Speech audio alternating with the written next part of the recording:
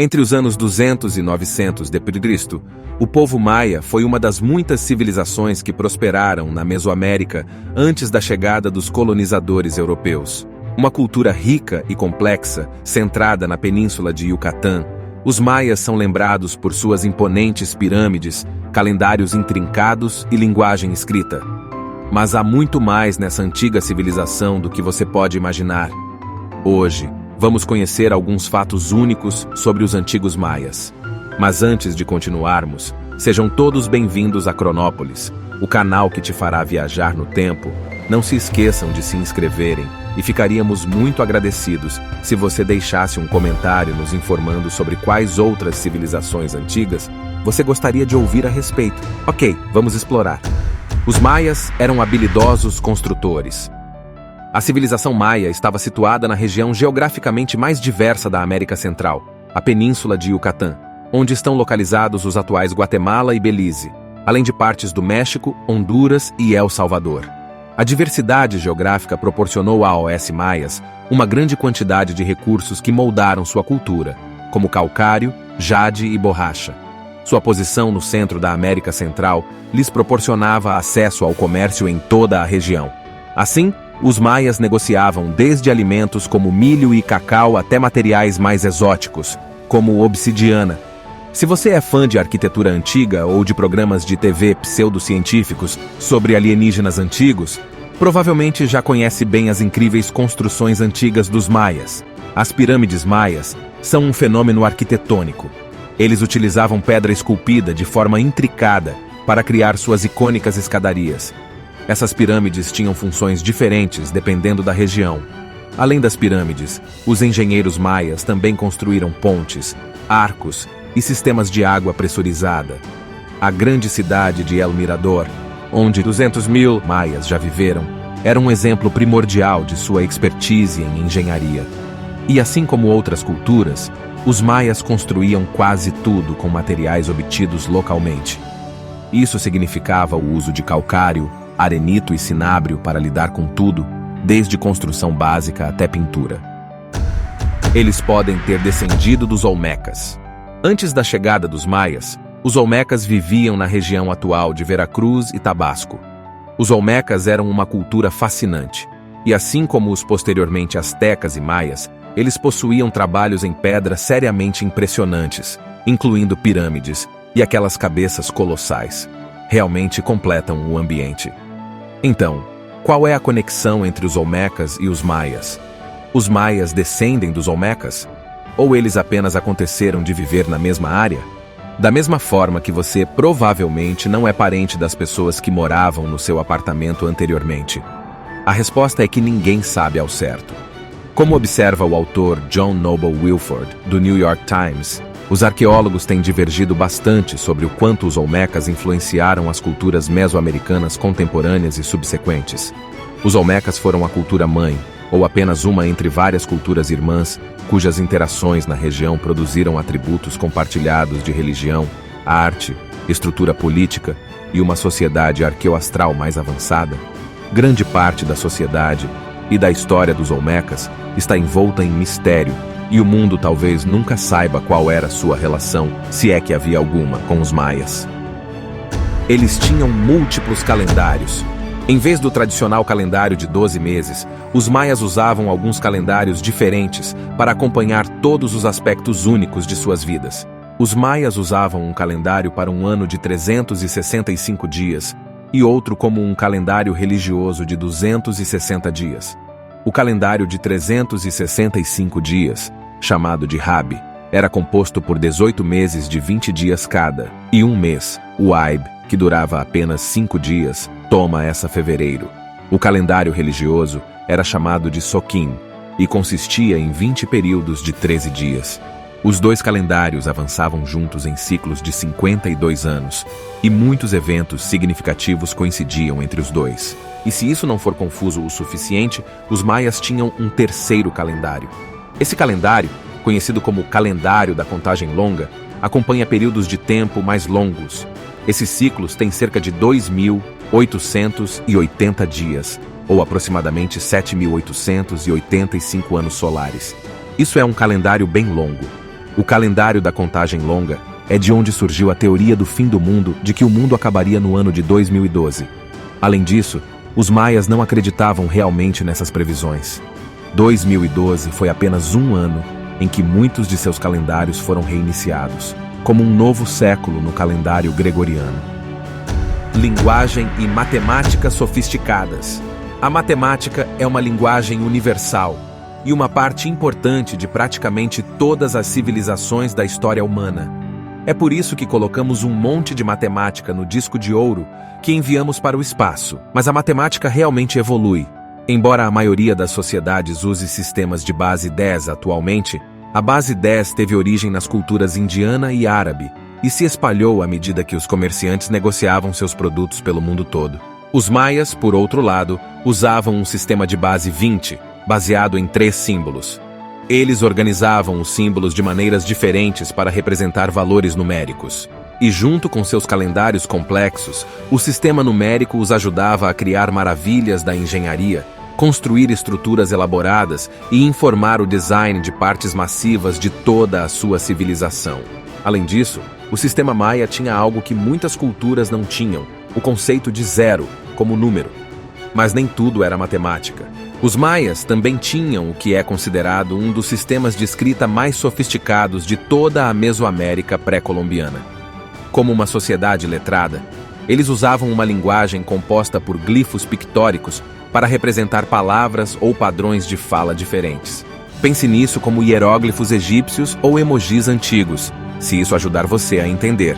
Os estudiosos agora são capazes de interpretar cerca de 75% da escrita maia, o que é bom porque os maias eram escritores extremamente prolíficos. Eles registraram uma grande parte do seu mundo usando uma variedade de materiais como cerâmica e pedra. No entanto, os colonizadores espanhóis queimaram muitos registros maias e apenas alguns sobrevivem até hoje. Feitos de casca, os registros, ou códices, são uma janela para a vida maia pré-colombiana, por volta do século XI. O Códice de Dresden contém uma riqueza de conhecimento astronômico. O Códice de Paris discute rituais religiosos, enquanto o Códice de Madrid aborda agricultura e caça. Mas isso não é tudo. Existe outro códice, o Códice Maia, que é um texto religioso guardado na cidade do México. Aproximadamente 6 milhões de pessoas ainda falam línguas maias hoje em dia. Assim como qualquer língua, elas mudaram ao longo do tempo. Por exemplo, pegue o português contemporâneo, o tipo que estamos falando agora. Não se parece em nada com o português antigo do século X.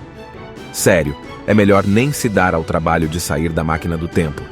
Da mesma forma, as línguas maias se desenvolveram e mudaram ao longo de milhares de anos. Cada dialeto se tornou únicas. Existem aproximadamente 30 línguas desse grupo. Eles acreditavam em muitos mundos. Assim como em muitas sociedades, a religião era uma parte importante do modo de vida dos maias. Ela estava presente em seu dia a dia, em seu calendário, e era o centro de muitas tradições. Um de seus textos religiosos, o Popol Vuh, narra muitas histórias religiosas maias, incluindo um mito de criação.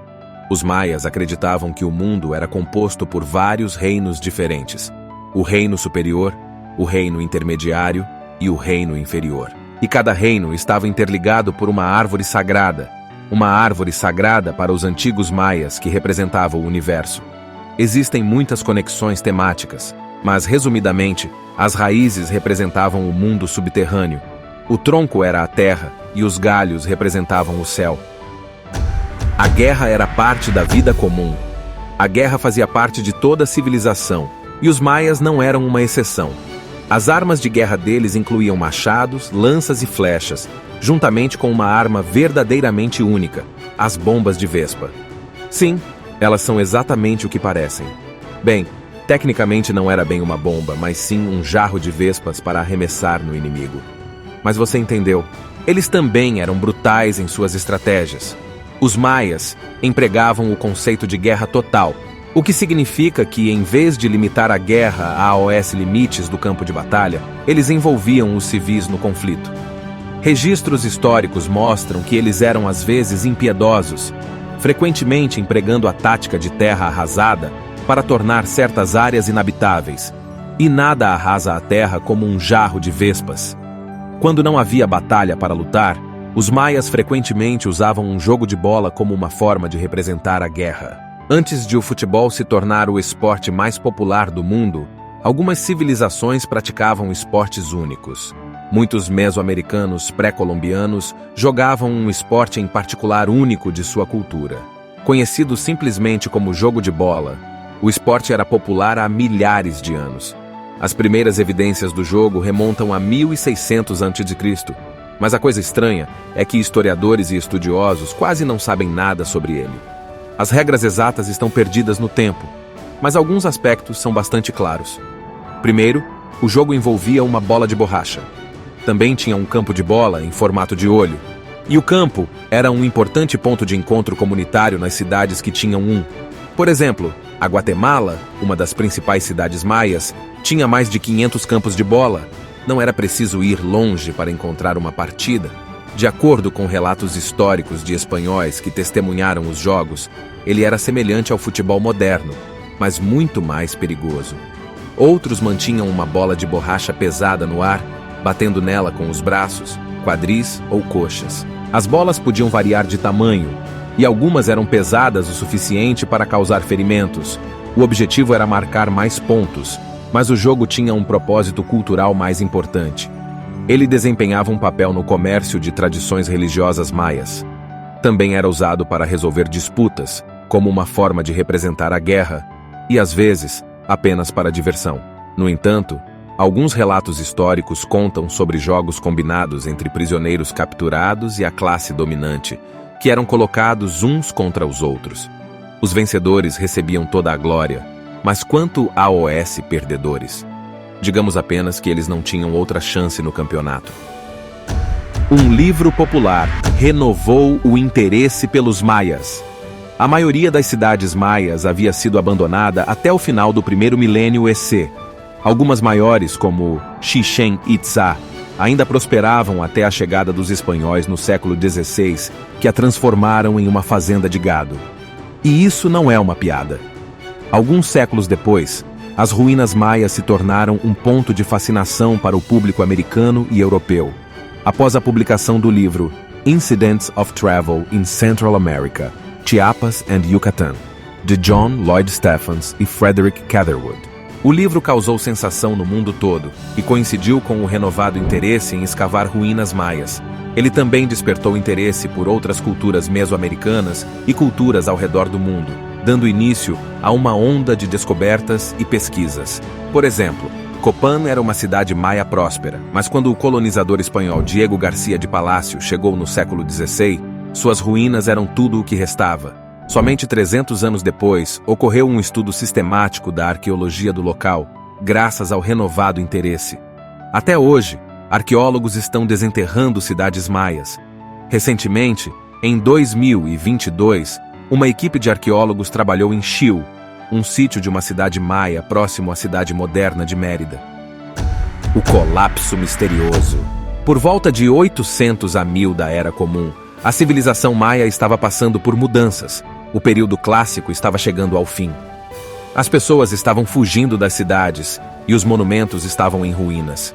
Os registros desse período foram escassos. Então, o que causou o colapso da civilização maia?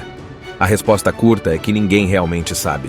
Mas os historiadores geralmente concordam que vários fatores contribuíram para seu declínio. Alguns sugerem que as mudanças climáticas afetaram negativamente os maias.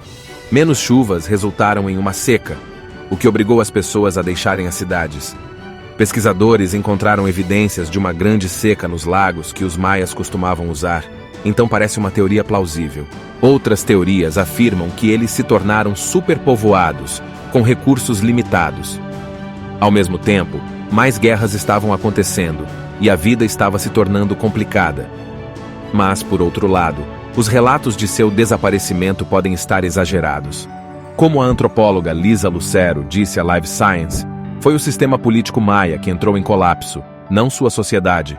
Os mais de 7 milhões de maias que vivem hoje na América Central e além atestam esse fato.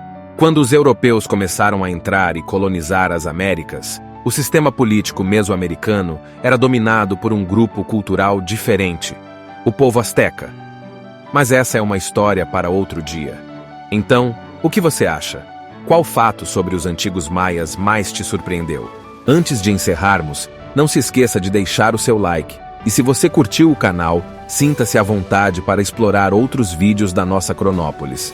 Agradecemos pelo seu apoio e esperamos vê-lo novamente em breve.